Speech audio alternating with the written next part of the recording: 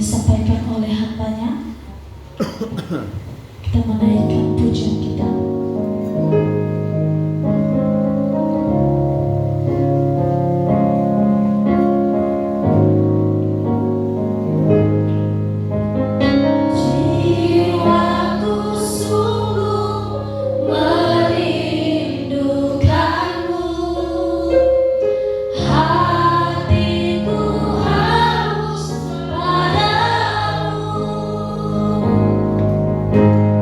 Ku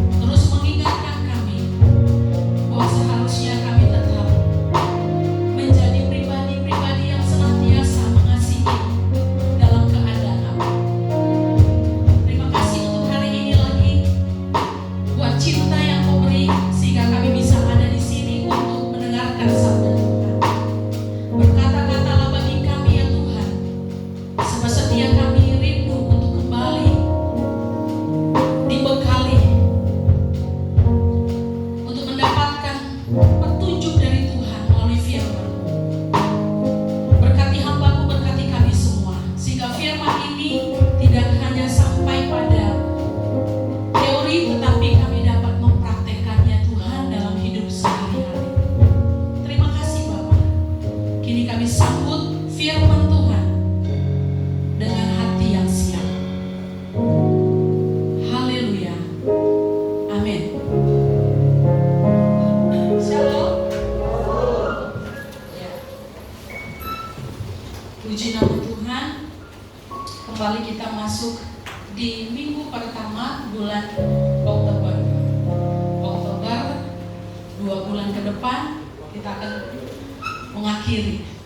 Kalau kita lihat perjalanan hari-hari ini, hidup kita kayaknya singkat sekali ya, kayaknya cepat sekali. Baru kemarin kita mengawali tahun, sekarang hampir mengakhiri tahun. Ya, puji Tuhan sampai hari ini kita disertai, dilindungi oleh Tuhan. Ya, hari ini saya akan bawa kita firman Tuhan dengan tema pemberian yang tersembunyi. Pada satu event diadakan di kampus saya waktu saya dulu kuliah, ya.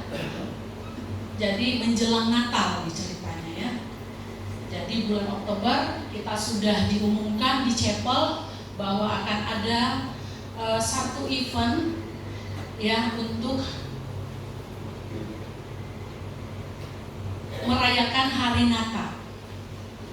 Jadi event ini temanya itu adalah Man and Angel. Man itu adalah manusia, angel itu adalah malaikat. Jadi setiap kami, baik dosen, staf, dan juga semua peserta didik, mahasiswa, ambil peran di sana. Tidak ada satupun sampai ke satpamnya, tukang masak, gitu ya. Semua ikut serta di dalam event ini. Jadi uniknya dari permainan ini adalah bahwa setiap orang punya kesempatan untuk jadi angel atau malaikat, setiap orang juga punya kesempatan untuk jadi manusianya, man-nya. Jadi saya dalam satu titik jadi manusia, tapi juga saya dalam titik yang lain saya sebagai malaikat. Nah, jadi acara ini adalah untuk mendorong setiap orang ya merasakan sensasi bagaimana diperhatikan, dan juga mendorong setiap orang sensasi bagaimana sih rasanya kalau kita memberi, gitu ya. Apa sih yang dirasakan? Kepuasan apa yang kita alami ketika kita menjadi malaikat? Atau kepuasan apa yang kita rasakan ketika kita menjadi manusia? Jadi, nah di akhir acara semua orang harus tahu siapa malaikatnya, dan tentunya kalau manusianya seorang malaikat harus tahu ya manusianya siapa, objek orang yang akan menjadi pusat perhatiannya. Jadi yang angel ini bertugas untuk selalu memberi. Sedangkan manusia itu tugasnya adalah menerima. Jadi enak yang jadi manusia. Tapi yang jadi angel ini sebuah tantangan tersendiri. Karena apa? Dia punya tugas untuk memberi, gitu ya. Dalam keadaan yang sangat kurang pun dia harus lakukan tugasnya sebagai malaikat, yaitu memberi. Nah, jadi satu dengan yang lainnya tidak boleh saling mengetahui. Jangan sampai terbongkar. Jadi kesuksesan dari acara ini atau permainan ini ya adalah ketika seorang manusia tidak dapat menebak siapa malaikatnya. Nah, jadi pada di penghujung acara saya bingung. Ya, saya sudah 3 bulan mendapatkan kasih dari malaikat saya. Singkat cerita ya, setiap waktu saya mendapatkan kejutan-kejutan di meja belajar saya, tanpa saya tahu siapa dan tidak menunjukkan jejak-jejak yang jelas kepada saya untuk saya tahu siapa sih, gitu ya. Saya menebak bahwa ini adalah salah satu dosen saya, tapi kok bisa ya dia bisa sampai ke kamar saya mengantarkan hadiah-hadiah, kejutan-kejutan. Bahkan kejutan yang diberikan itu persis seperti apa yang saya butuhkan dan doakan. Sampai Desember acara puncaknya dilakukan, semua orang harus bisa menebak siapa malaikatnya. Saya sampai acara puncak acara nggak tahu, bingung. Saya datang kepada dosen saya, Pak, aku tahu Bapak adalah malaikatku. Wah, siapa ya? Sampai akhirnya acara selesai, ya, acara selesai dan ternyata malaikat saya tidak jauh-jauh lokasinya. Dia dekat dengan saya dan berada satu kamar dengan saya, yaitu kakak kamar saya sendiri. Sangat kaget sekali karena apa? Kakak ini dekat dengan saya, tapi dia nggak bisa.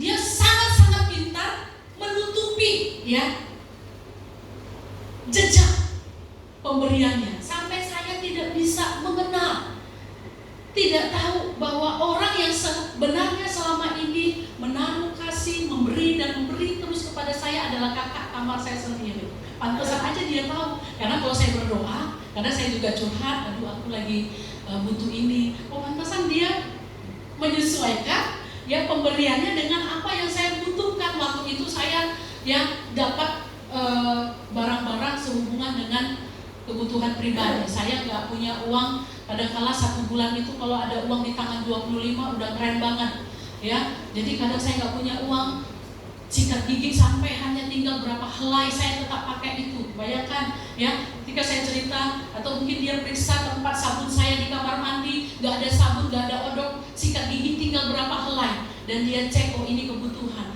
Jadi saya heran dengan pekerjaan Tuhan. Oh, Tuhan tahu kebutuhan saya dan Tuhan kirimkan malaikat untuk memenuhi kebutuhan saya. Nah, saudara, hari ini saya mau ajak kita untuk melanjutkan firman Tuhan, ya, dalam khotbah Tuhan, seri khotbah Tuhan di atas bukit. Kelanjutannya di pasal 6. Di sana ya dikupas tentang hal memberi. Kalau di sini ya konteksnya memberi sedekah, ya, hal memberi. Nah, seyogyanya seperti itulah tadi Bapak Ibu gambaran, ya, gambaran pemberian. Jadi kalau tadi saya bilang tema kita hari ini adalah pemberian yang tersembunyi. Nah, Bapak Ibu, kalau khotbah-khotbah yang lalu, ya, khotbah Tuhan Yesus itu menyentuh tentang kehidupan keagamaan, ya, murid-murid dan para pendengar yang hadir mendengarkan khotbah Tuhan Yesus, yaitu tentang menyangkut moral, karakter, nah, etika yang harus dihidupi oleh para murid-murid pada saat itu. Nah, hari ini di pasal 6 dan selanjutnya nanti kita akan melihat, apalagi di pasal 6 itu ya, perikop pertama, kedua dan ketiga. Di sana ya Tuhan Yesus mengajar tentang kewajiban keagamaan.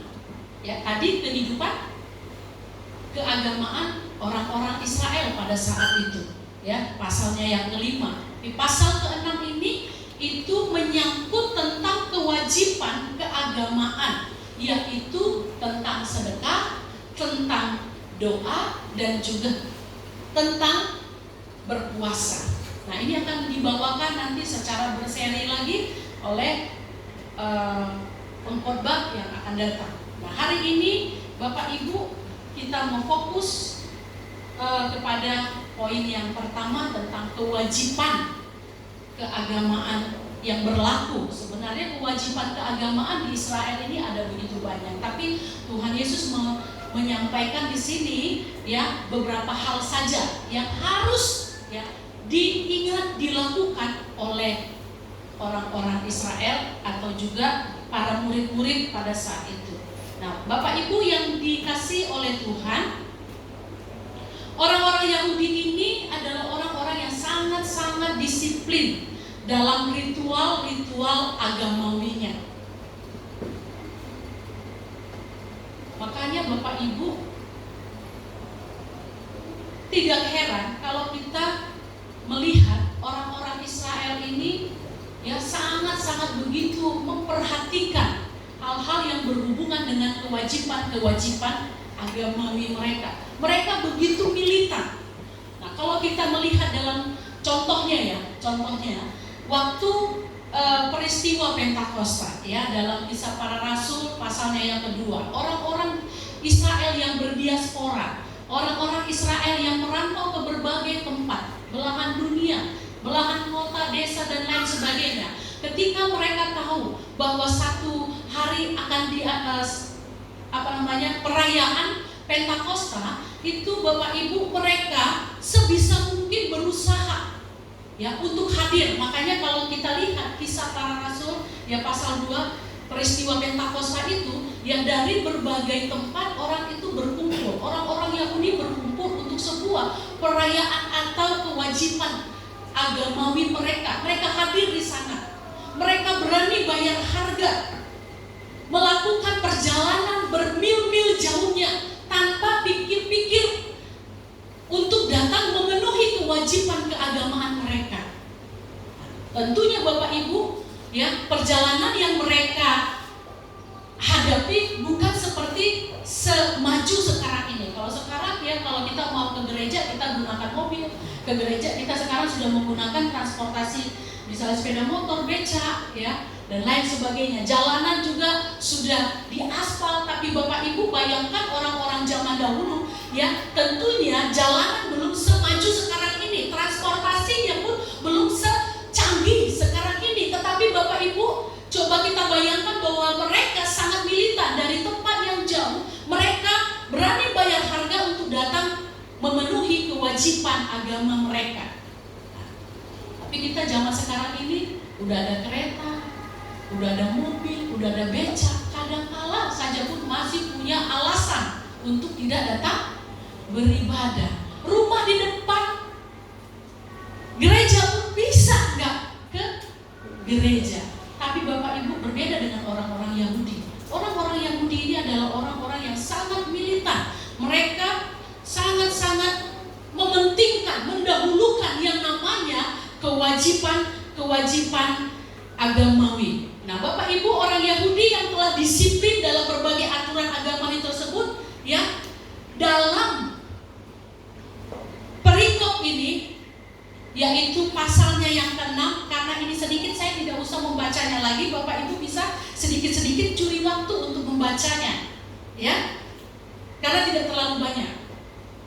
Nah, pada perikop pasalnya yang ke-6 ini, di sana Tuhan memberikan sebuah nasihat ataupun peringatan kepada mereka, orang-orang Yahudi, ya, supaya apa Bapak Ibu? Kalau kita lihat pasalnya yang ke-6 yang pertama, ingatlah, jangan kamu melakukan kewajiban agamamu di hadapan orang supaya dilihat mereka, karena jika demikian kamu tidak beroleh upah dari Bapamu yang di sorga.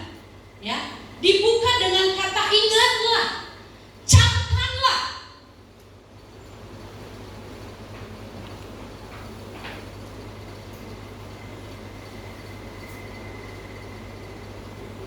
Bersedekah bagus, berdoa bagus, berpuasa bagus.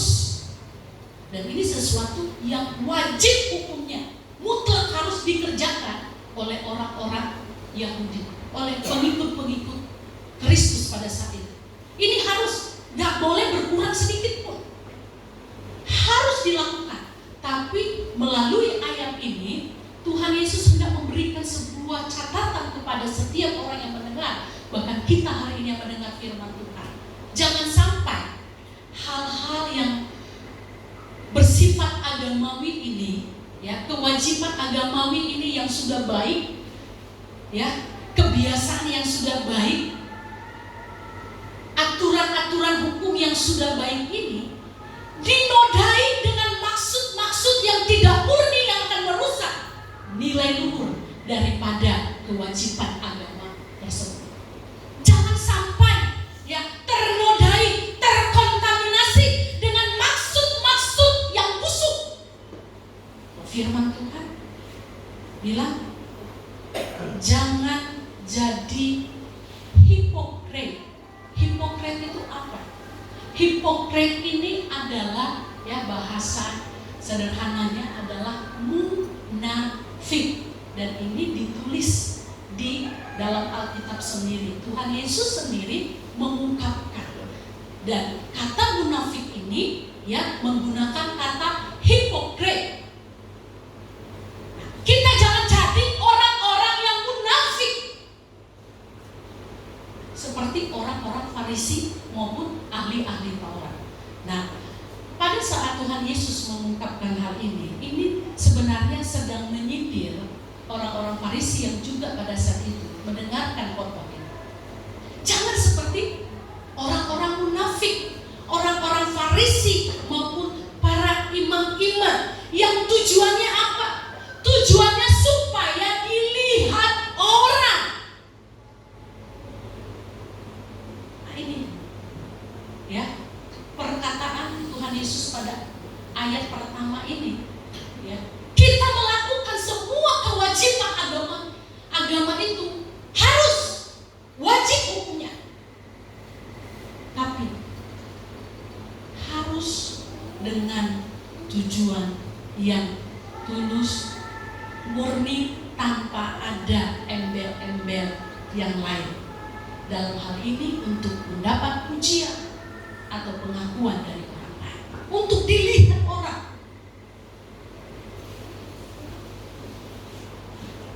Bapak Ibu, kata supaya mengandung arti tidak selalu bukan sebuah kebiasaan terjadi hanya untuk maksud-maksud tertentu, yaitu supaya dilihat orang, untuk mendapat sanjungan, pujian, tepuk tangan, penilaian baik, atau mendapatkan prestise tersendiri, pengakuan dari orang, oh itu baik, itu orang dermawan.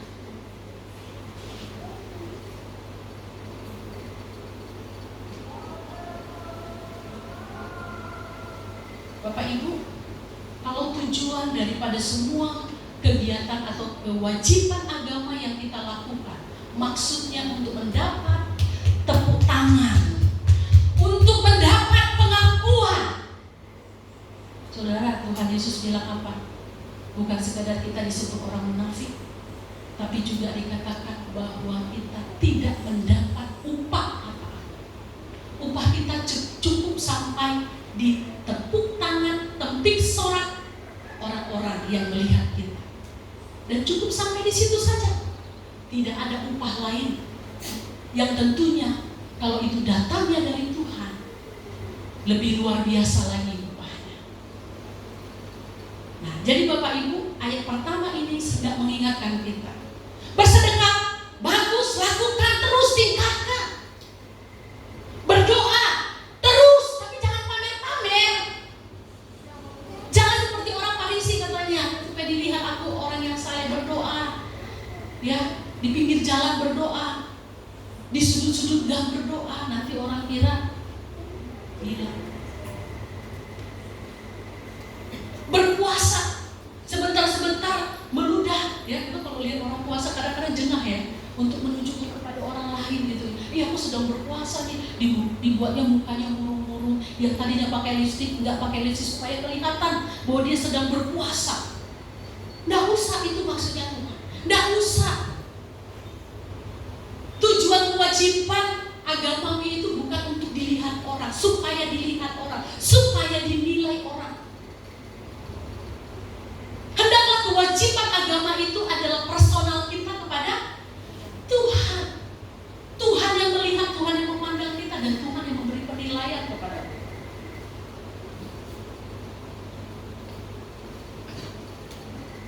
Nah, sekarang kembali Bapak Ibu kita kepada apa yang mau Tuhan katakan dalam perikop pasal 6 yang pertama ini, tentang hal memberi sedekah.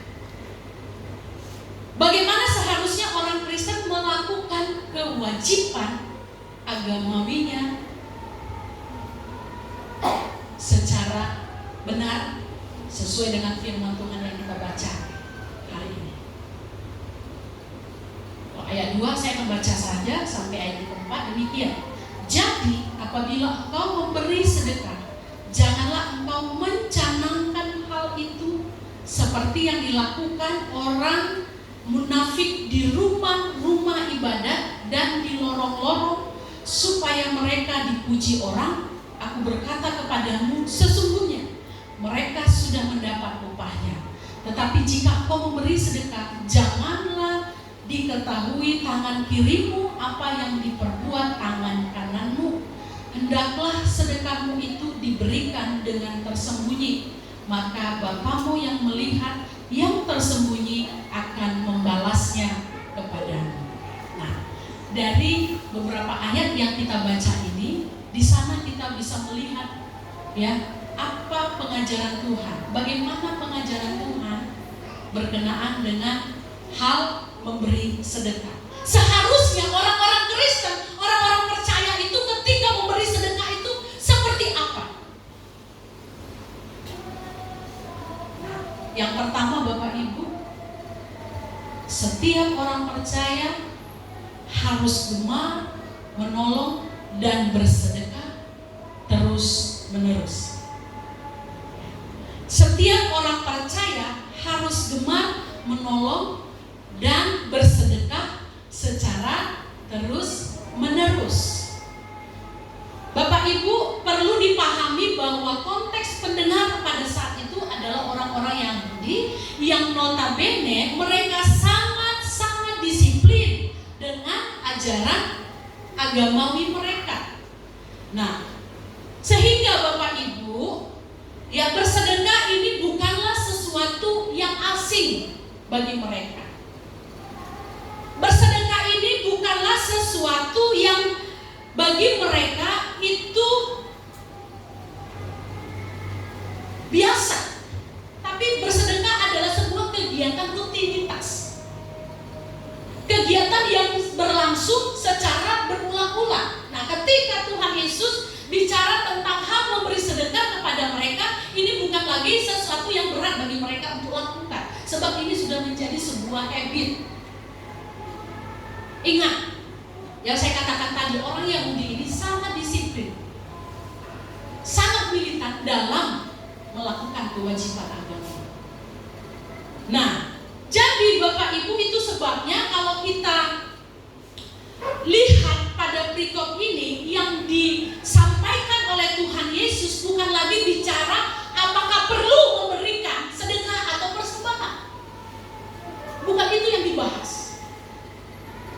Tapi yang dibahas oleh Tuhan Yesus di sini bagaimana kita memberi. Memberi itu mutlak, itu kewajiban, keharusan. Sekarang bagaimana cara memberi? Kita lihat kata jadi apabila engkau memberi. Ya, kata jadi apabila engkau memberi. Bukan kata jika engkau memberi. Sebab kata jika berarti belum tentu. Baru rencana. Tidak pasti. Namun berbeda ya ketika kata itu disebutkan di sini apabila ini mengandung arti sedang terjadi, akan melakukan atau terjadi lagi. Dari kata atau kalimat jadi apabila engkau memberi sedekah adalah sebuah keharusan, panggilan, bukan pilihan. Memberi itu bukan pilihan, tapi keharusan. Orang Kristen, orang percaya itu harus memberi. Tidak bisa bilang, kalau aku suka memberi, aku beri. Kalau aku ada uang, ya aku kasih. Memberi itu bukan pilihan. Memberi itu kewajiban. Sebagai orang percaya, kita harus gemar menolong dan bersedekah secara kontinu, berulang-ulang. Tidak sekali, udah cukup lah sekali aja. Lagi ulang tahun aku kasih, ya kan? Lagi banyak rezeki aku kasih. Ya bagus ya kalau pada saat banyak rezeki kita tahu untuk memberi. Tapi ada orang banyak rezeki pun nggak mau memberi, begitu ya kan? Nah, tapi bukan hanya banyak rezeki, di saat susah pun, ya mental memberi itu harus tumbuh di dalam hati kita, ya. Mental kelimpahan itu harus ada di dalam diri anak-anak kita. Jangan mental hanya meminta dan menerima. Saya ingat ya istilah yang sering dipakai oleh Pak Elkana dulu, mental jahil. Begini terus, maunya megang terus, maunya ambil terus, maunya raup terus. Nah, Bapak Ibu, kalau kita punya mental seperti itu, berarti kita belum memenuhi hukum agamawi. kewajiban-kewajiban agamawi. Tuhan gak melarang, justru mendukung kita untuk memberi. Dia tekankan kita harus memberi. Anak-anak Tuhan harus terlihat dari itu. Kita semua yang hadir pada pagi hari ini, camkan ini baik-baik, termasuk saya sendiri. Sementara saya mempersiapkan ini juga, saya belajar, saya ditegur oleh Tuhan dalam hal ini. Sebagai orang Kristen, kita harus punya mental pemberi, bukan diberi. Dalam buah-buah roh, ya, salah satu pertumbuhan rohani itu terlihat dari munculnya apa? Kasih, sukacita, damai sejahtera, kemurahan. Ada di sana ya kemurahan ya. Kemurahan ini. Senang memberi. Ada lagu, terlebih berkat memberi daripada menerima. Nah, mari kita praktekkan ini. Karena Tuhan senang dengan kita punya mental memberi. Berlomba-lomba dalam memberi. Jangan berlomba-lomba ditraktir terus. Kita makan nih ya. Terus siapa kira-kira? Mulai lirik-lirik, siapa kira-kira yang mau mentraktir? Jangan Bapak Ibu. Tapi milikilah mental kelimpahan. Sama-sama katakan. Mental kelimpahan. Tegur kiri kanan, katakan. Mari miliki mental kelimpahan. Ya. Miliki mental kelimpahan. Jangan mau ditraktir, mau ditraktor sekali-sekali. Kita ditraktor maksudnya kita yang kasih gitu, kita yang bayar. Amin. Kalau di bawah terus kita Bapak Ibu, terusnya mengharap, terusnya menerima, berarti kita nggak naik-naik tingkat. Sebagai orang percaya nggak naik-naik tingkat. Tetap menjadi orang percaya yang kerdil hatinya. Tapi saya percaya melalui khotbah ini semua kita akan tumbuh menjadi orang-orang yang berkemurahan. Amin. Ya. Tapi jangan bilang nanti gini, Bu, kita kan udah dengar firman Tuhan, harus punya mental kemurahan, harus memberi. Terus Bu, kemarin aku utang sama Ibu, udahlah ya Bu, pulang saya. Jangan juga begitu. Utang ya tetap utang, bayar. Iya kan? Nah, masalah perkara nanti mau dikasih sama orang yang punya uang ya lain cerita ya kan? Kita pun harus beres itu, mental kita harus benar ya. Jangan orang percaya kita main tipu-tipu di situ. Ya. Jadi kita harus punya mental kemurahan. Kita harus ya gemar menolong dan bersedekah. Jangan tutup mata. Jangan pakai istilah orang kita kebanyakan di Sumatera Utara. Ulehon, tuho, adong ulehon. Itulah ya. Ya kalau ada yang mau beri sama aku, maka aku akan beri samamu. Ini hukum timbal balik. Dalam memberi, gemar memberi di sini tidak pakai hukum ini. Dia nggak kasih sama kita, kita harus gemar. Dia nggak pernah tahu kita, ya kita harus lakukan.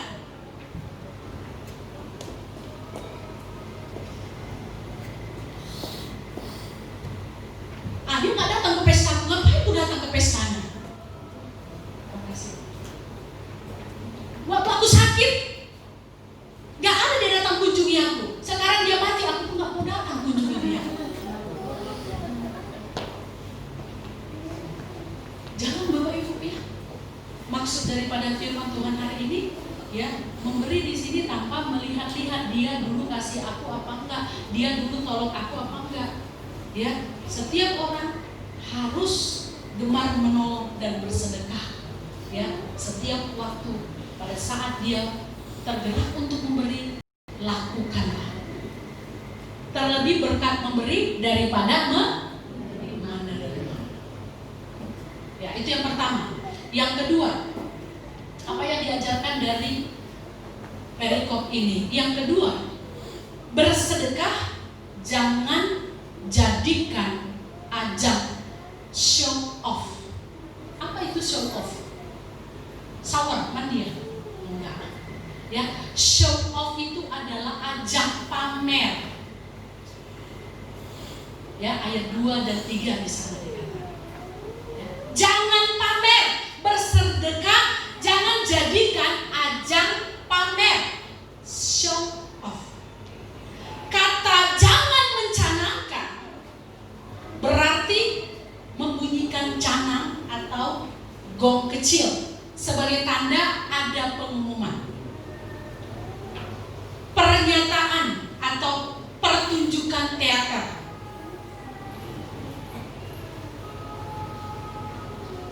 Tapi dalam versi bahasa Inggris, kata canang, jangan mencanangkan ini atau mencanangkan ini diberi kata trompet. Trompet suaranya nyaring ya, besar ya, walaupun kita tiup kecil, setidaknya dalam radius beberapa meter terdengar. Dari sini sampai ke sana itu terdengar karena saya dulu sekolah musik ya. Jadi sedikit aja ditiup, suaranya bisa bergema sampai kemana-mana, gaungnya bisa sampai kemana-mana. Nah, jadi Bapak Ibu, ketika Tuhan Yesus berkata ya, ketika engkau memberi ya, janganlah engkau mencanangkan hal itu. Artinya ketika kita memberi, jangan sampai pemberian kita ini kita halo-halokan di depan orang. Maksudnya begitu. Halo, ini aku sedang memberi. Atau jangan sekarang ini zaman media sosial ya, orang sedikit-dikit apa-apa pamer. Iya kan? Bagi satu kue pamer. Bagi sekarang beras pamer. Bagi satu papan telur pamer.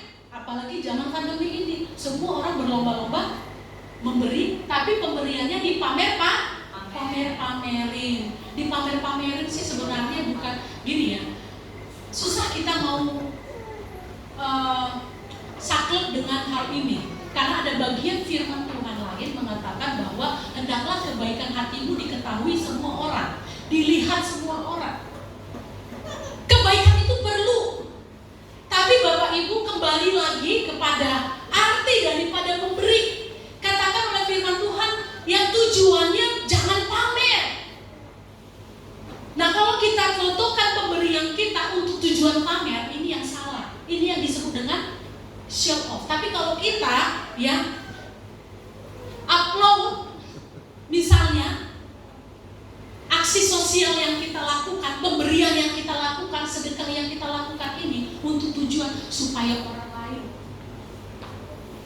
jadi terinspirasi, supaya orang lain juga ikut beramai-ramai, ini gak jadi masalah.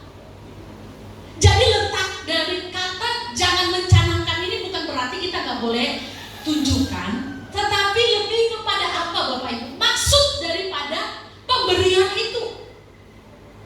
Adakah di sana tersembunyi maksud-maksud supaya dilihat orang, supaya dipuji orang, supaya dapat sanjungan dari orang lain dan kita mendapat predikat, wah itu memang Bapak itu orang dermawan. Nah, kalau untuk itu Bapak Ibu, ya Tuhan bilang kau tidak akan dapat upah. Jadi ketika kita memberi, kita nggak boleh show off, kita nggak boleh pamer. Paham ya pamer yang saya maksudkan? Ya, pamer dalam arti untuk menunjukkan kebaikan kita, siapa diri kita. Nah, kalau kita lihat kalimat selanjutnya atau ayat selanjutnya, tapi jika engkau memberi sedekah, janganlah diketahui tangan kirimu apa yang diperbuat tangan kananmu. Bukan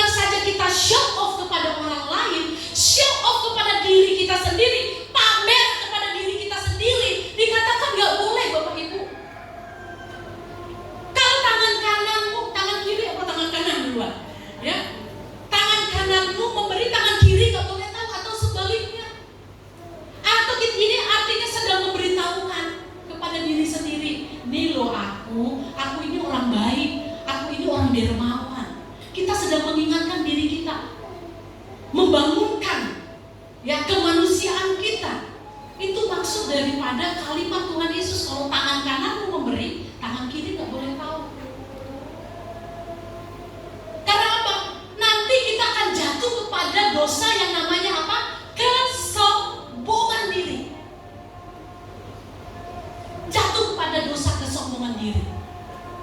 Jadi bukan hanya pamer keluar, tapi pamer ke dalam juga, ke dalam diri kita sendiri.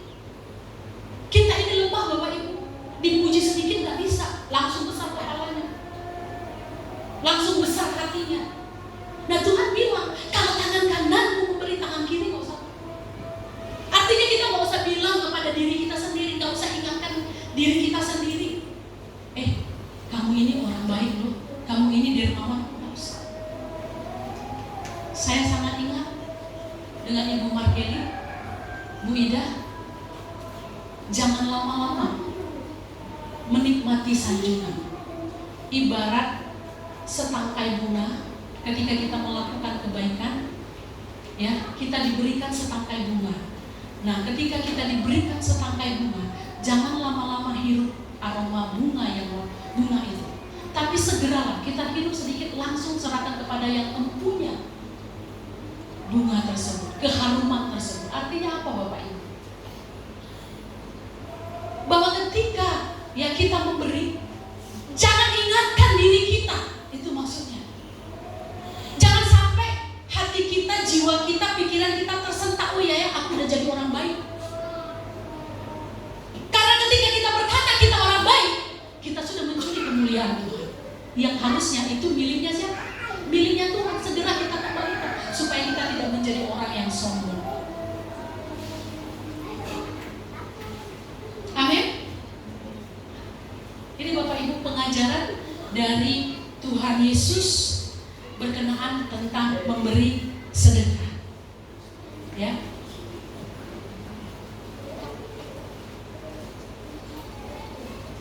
Saya pernah berhadapan, minta maaf ya di sini nggak ada lagi orang, berhadapan dengan salah seorang jemaat dulunya, masih awal-awal masih di ruko. Jadi satu kali dia memberi persembahan. Persembahannya menurutnya, ya menurut Bapak ini sudah wah, ya, karena mungkin dia jarang memberi. Pada saat memberi, uang yang sebesar 50.000 itu sudah dianggap luar biasa pada saat itu. Jadi mungkin ya yang membuat lupa atau mungkin sengaja tidak membuat nama si pemberi ini secara lengkap. Misalnya Pak Tan Johan memberikan sumbangan 50.000 gitu ya, ucapan syukur 50.000. Tidak dibuat lengkap namanya. Jadi dibuat inisial. Ya, persembahan syukur dari P. Nah, rupanya dia datang minggu depannya itu sekedar hanya untuk bukan mau ibadah kepada Tuhan, tapi dia mau tahu apakah namanya tercatat di sana. Nah, minggu pulang gereja, mukanya mutung. Kenapa Bapak ini ya? Kok mutung? Sampai minggu depannya dia tidak datang. Kami bertanya-tanya, kenapa Bapak ini tidak datang? Lalu sampai akhirnya sebulan tidak datang. Akhirnya kami kunjungi, ada apa ya dengan Bapak ini? Gak ada angin, gak ada hujan, gak ada petir. Kok tiba-tiba dia kayak gitu? Kenapa? Akhirnya kami kunjungi. Nah, singkat cerita Bapak Ibu, diketahuilah sebab musababnya. Rupanya karena pemberian yang dia berikan tidak tertulis, tidak terwartakan secara jelas di warta jemaat. Kami bilang setiap persembahan itu masuk ke kas dan itu diketahui ya. Selain Bapak Gembala juga bendahara. Kebiasaan di gereja kita mulai dari awal uang gak pernah dipegang sama gembala sidang, betul ya? Yang majelis ini tidak pernah. Kecuali kalau dititipkan untuk jaga-jaga supaya nggak hilang. Nah, jadi yang memberi ini, ya kami cukup tahu dan kami berdoa. Rupanya Bapak ini nggak puas kalau namanya nggak dituliskan, tidak diketahui semua orang. Padahal cuma berapa? Bukan mengecilkan persembahan itu.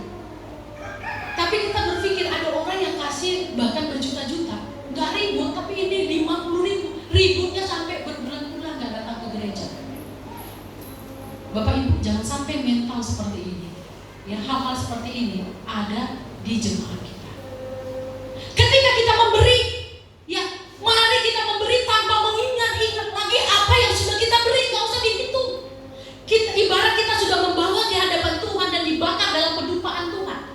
dan sudah hangus dan hilang, gak tahu kemana. Dan tentunya ya gak usah takut, kalau di gereja ini semuanya terkontrol dengan baik, ya, dikelola dengan baik, bukan oleh saya tetapi oleh majelis. Gak usah dihitung-hitung, aku udah kasih sekian, kemananya ditaruh ini semua persembahan ini, dilotupkan ini sama majelis ini, sama Ibu Mida ini, makanya badannya gemuk. Gak usah. Kalau kita udah memberi, jangan ingat-ingat pemberian kita itu. Saya juga mendidik diri saya seperti itu. Kadang kita kecenderungan kemanusiaan kita keluar, ya aku udah beri, akulah yang paling banyak memberi di sini. Bapak Ibu, dihilangkan, dijauhkan Tuhan dari diri kita hal-hal yang demikian. Ketika kita sudah memberi, gak usah ingat-ingat lagi. Kemana persembahan yang kuberikan itu? Kemarin itu kan ada, ku kasih 2 juta, kok gak ditulis di situ? Ditaruh inisial, mana tahu orang P, persembahan perpuluhan dari P. Siapalah P? P ini siapa? Pak Rulian Mate mungkin. Iya kan?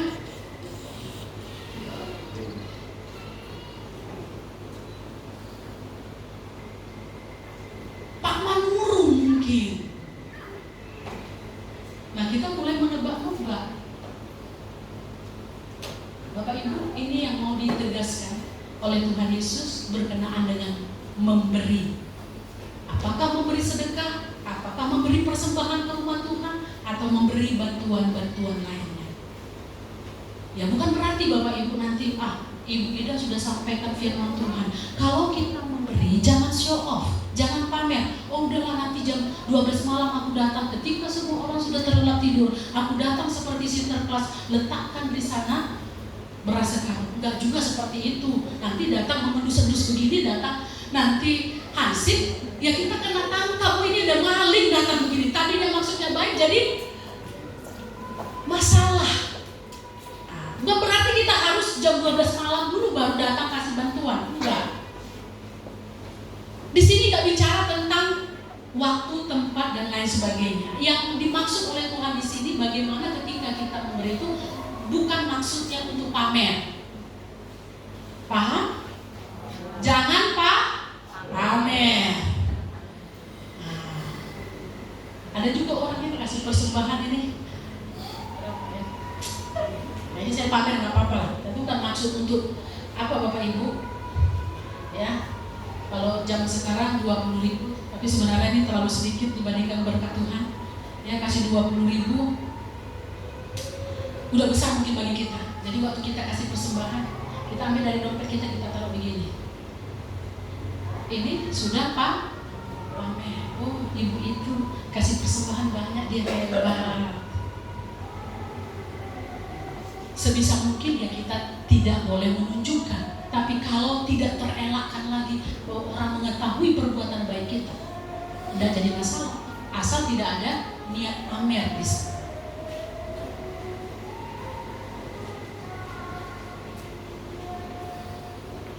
Bapak Ibu, kapan ya saya di grup jemaat saya buat persembahan, ini agak sedikit lari ya, persembahan uang 50.000 kalau dibawa ke mall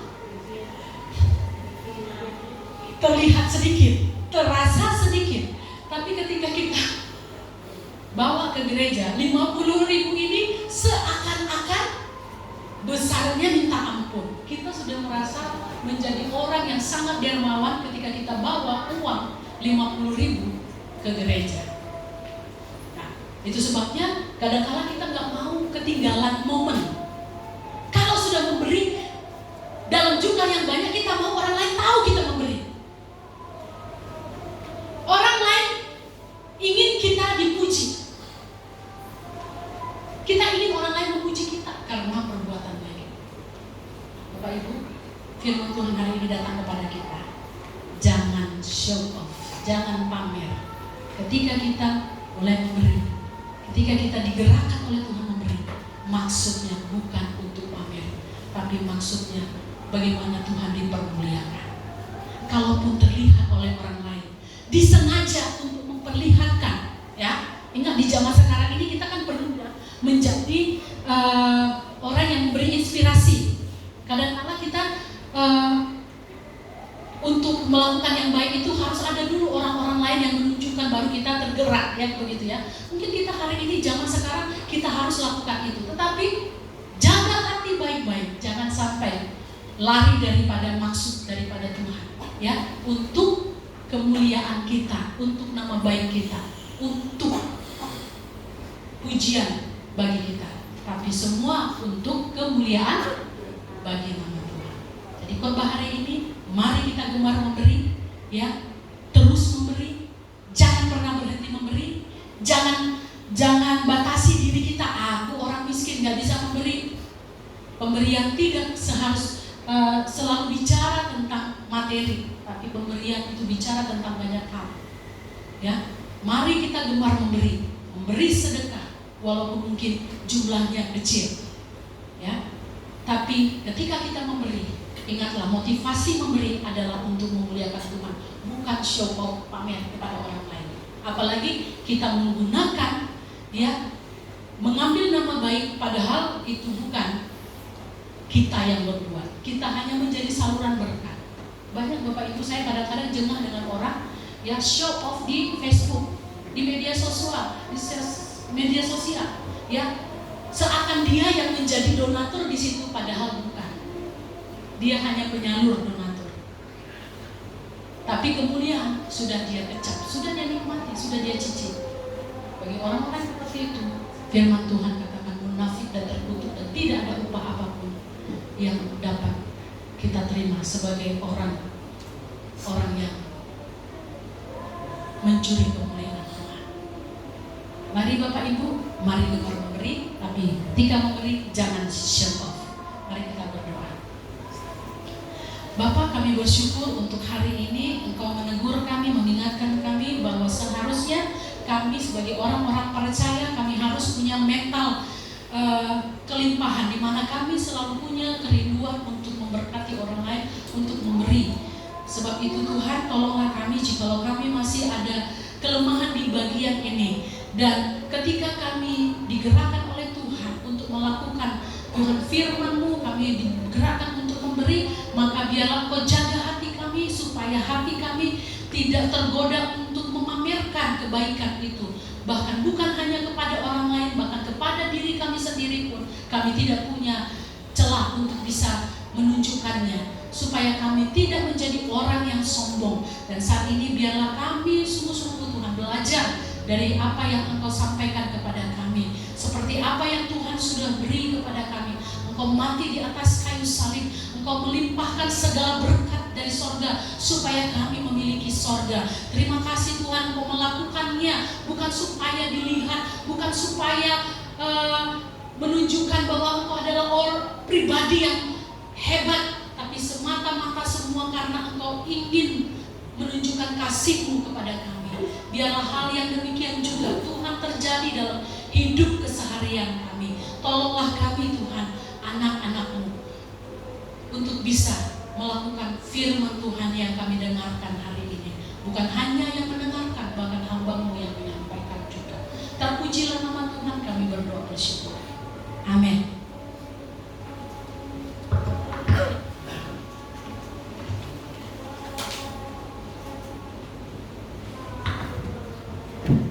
Saat ini kita akan